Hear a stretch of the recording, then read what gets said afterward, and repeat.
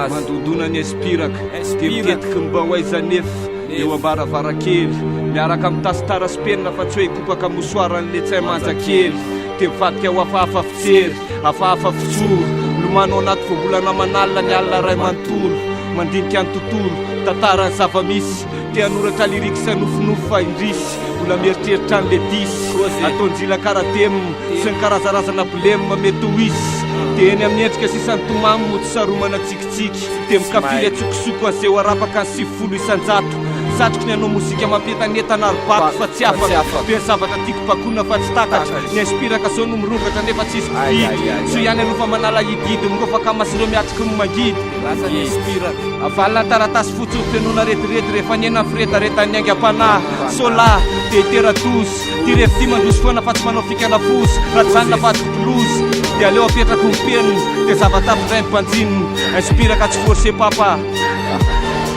zay tiako style